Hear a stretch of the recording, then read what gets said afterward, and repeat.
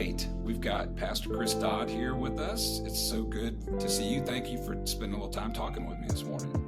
Grateful to be on the platform with you this morning, Rick. And we're also grateful for people that have the gift of technology, because got off to a little rougher start today.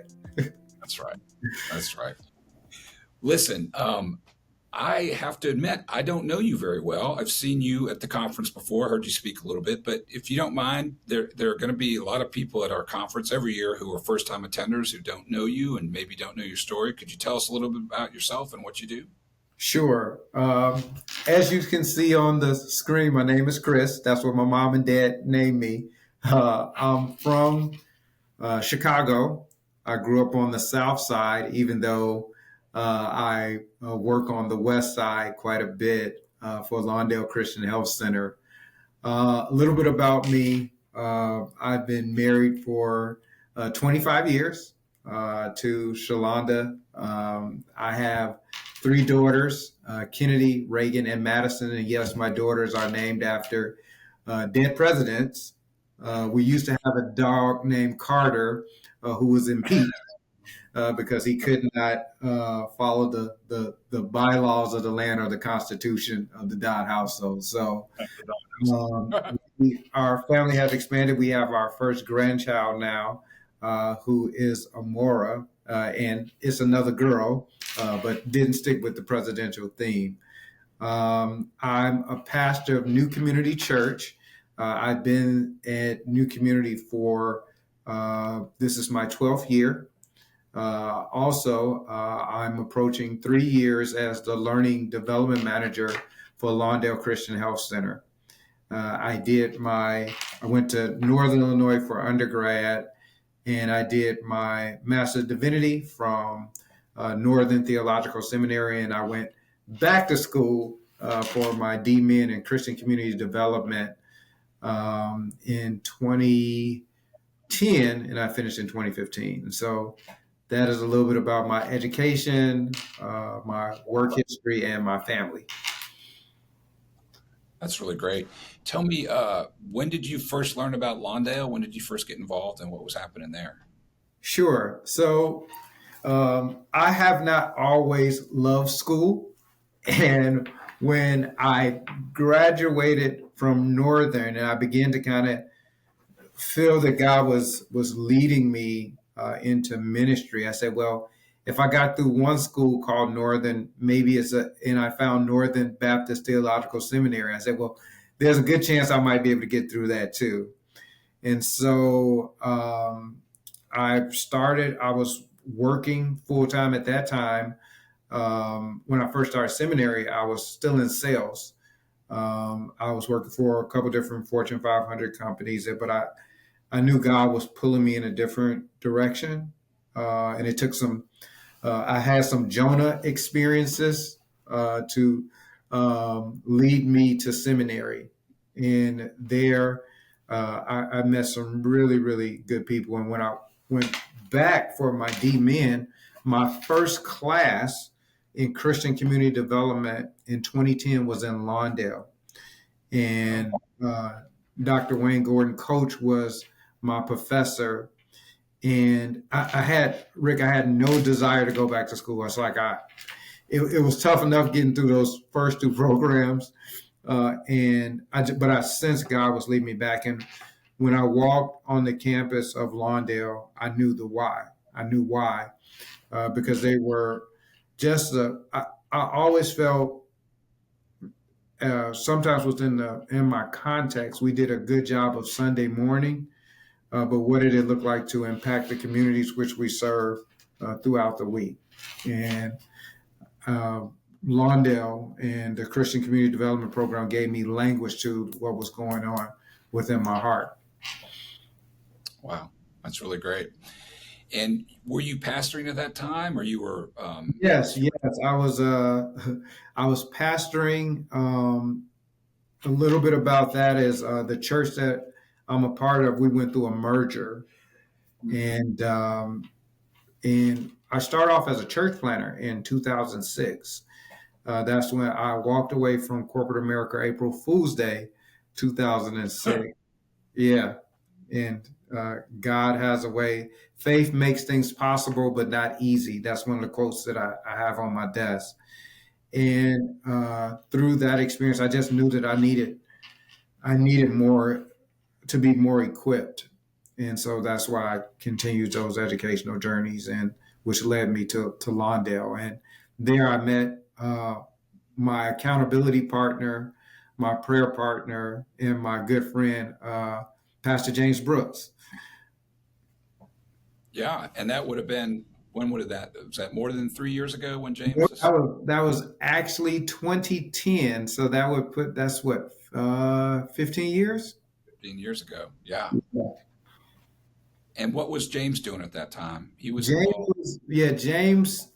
James was in the Masters of Divinity program, focusing on Christian community development, and that was my first class. So when Coach had that first, it was a new cohort at that time, and so he had the doctoral students, the master students, and the individuals that were getting certificates.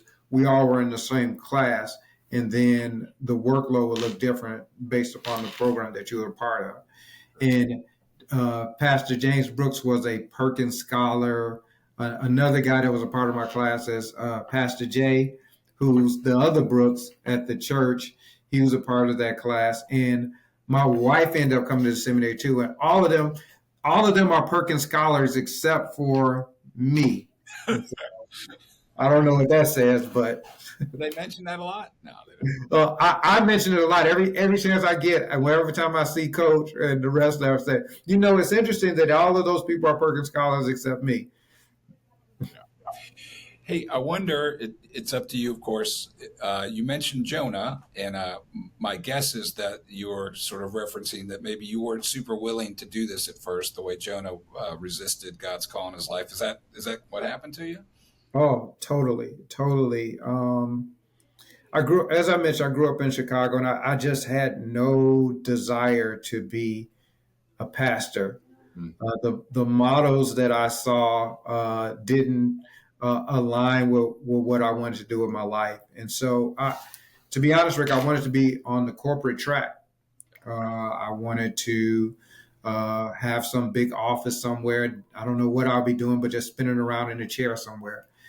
And what happened, actually, was interesting. The job that really broke me to surrender to God, I was interviewing for a medical sales company, and it was Johnson Johnson. It was a division of Johnson Johnson, and it was called Ethicon. And you would go into the hospitals and sell sutures. Right. I've seen a million of those little packets. Yeah, That's right. yeah. And at that time, I don't know if it is now, they had like 98% of the market share. So that was like my dream job. And it came down to me and one other candidate. And let's just say God had a different plan. And from me not getting that position, that it broke me emotionally. Oh. And I say, okay, God, evidently what I want to do is not aligning with what you want me to do. So I surrender. And that after getting the rejection letter from that job, I walked the aisles at the church I was serving at. Well, not serving at, I was just a member, and just say, hey, God's doing some things in my life. I believe I have a call to ministry, and can you help me? And then I went and began to research local seminaries, because I had nothing in my past that said pastor or equipping to be someone's pastor. And I spent a lot of years building my testimony. Yeah. The front end of it, sure. Wow. Well, tell me, kind of take us into the present now. You've got a lot of duties. What's an average week look like for you? Like, how are you spending your time? Sure. So there's an African proverb that has I think it's so true in every area of my life, that allows me to be able to do a lot of things I do. So the African proverbs is, if you want to go fast, go alone. If you want to go far, go together. And I've been blessed to have a lot of great people that work with me, that understand what I do well, and I try to limit to the best of my ability to stay out of lanes where I'm not gifted. Yeah. I guess most of us in our jobs, we hope to maximize the stuff that we really enjoy and we're good at, and minimize the stuff that's harder for us or not our natural skills. But you've got, I guess, from what your answer, you've got a team of people at the church that you get to work with, and then probably a really good team that you work with at the health center also. Yes, incredible people, and it's taken me some time to kind of figure out what my sweet spots are. I think I've known what they were, but I didn't have the wherewithal to kind of maximize it. I think sometimes for me, we start doing a little bit of everything, and then you say, well, why am I tired? Or what are the things that I need to kind of focus on that really maximizes me, that fills my cup too, and aligns with God's purpose for my life. And, there are a couple of tools out there that really help. I'm big on assessments. Of course, spiritual gift assessments. Strength Finders was really, really helpful for me. Like my top three are communication, winning others other, and positivity. And when I have any environment where I'm able to kind of demonstrate those areas where they're fruitful. But when I start getting outside of those three areas, it leads to other people being frustrated and myself. Yeah, I think all leaders come to understand that God gives people different gifts, and that we need each other, and the body's supposed to function with lots of gifts. We all need each other, and yes. Yeah. Well, tell me, if you would, what do you do at Lawndale? What's your role there? Sure. So my role was created out of Lawndale has this thing called engagement surveys, where they interview staff and things of areas of how we can improve as a health center. And so several years ago, there's a lot of discussion about how do we help people grow within their leadership. Say you start at one position, and how do you get to what that next looks like? And what's interesting is that when I was considering coming over to Lawndale, it was not in that particular role.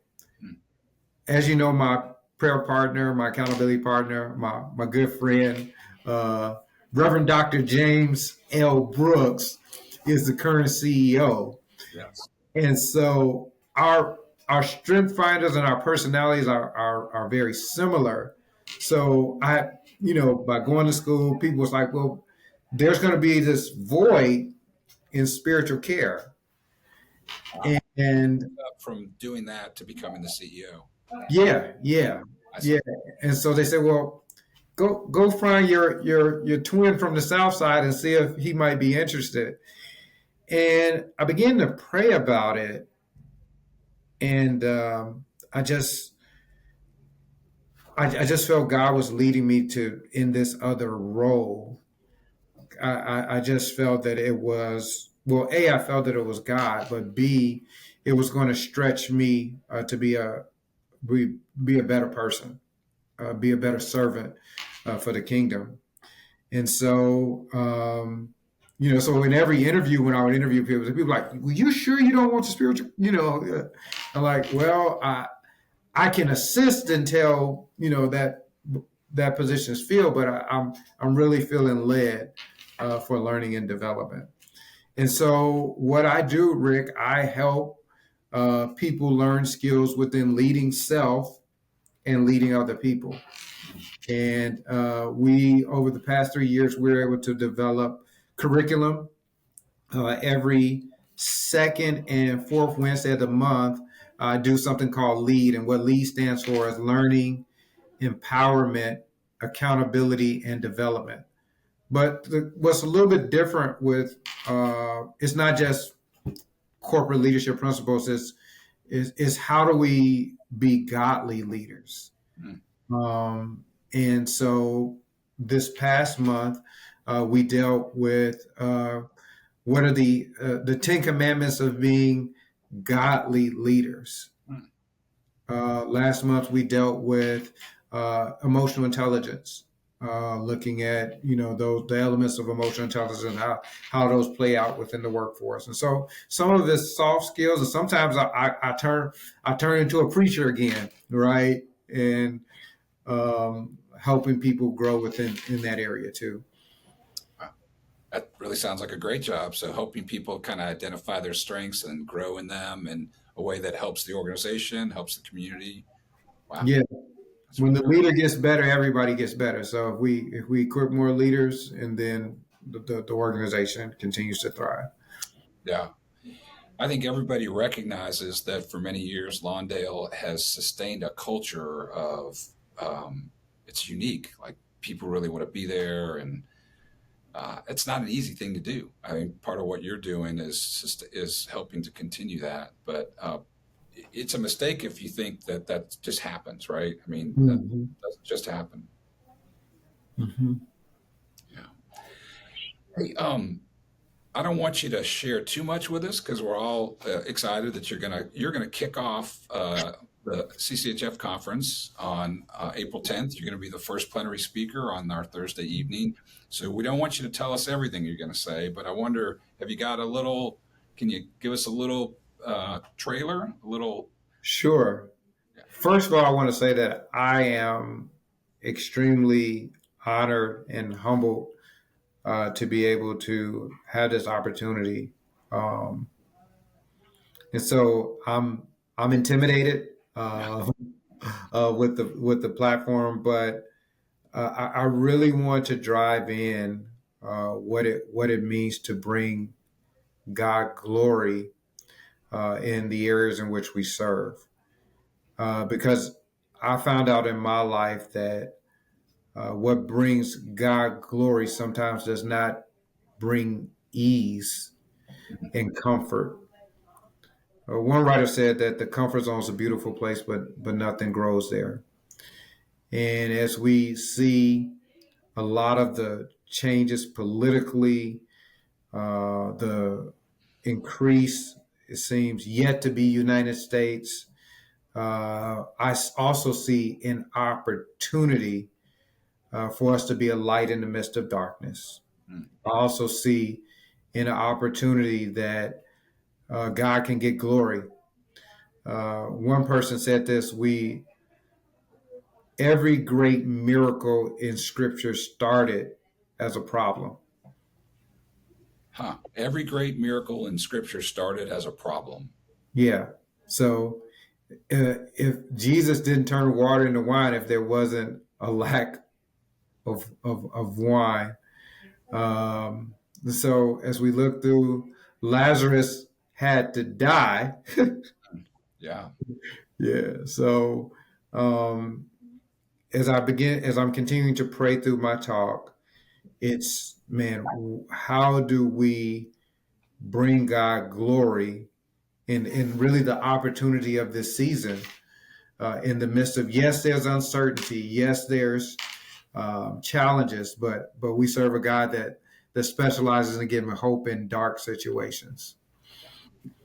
Well, that sounds like just the message we need to hear. I think you're aware there's more than a little bit of anxiety in the wider CCHF community about changes in politics and funding and even just kind of the spirit of the day. And so we're looking forward to hearing from you. Thank you again for talking with me today. Thank you, and whoever sees this, pray. Just put a little sentence. Please pray for Chris Dodd that he does okay on the first night. Not that we don't want to pray for anybody else, but send up just a little bit of prayer for me. I'd appreciate it. We're going to do that. Thank you again for your time, and we look forward to seeing you soon, just in a few weeks. Thank you. Have a great day, Rick.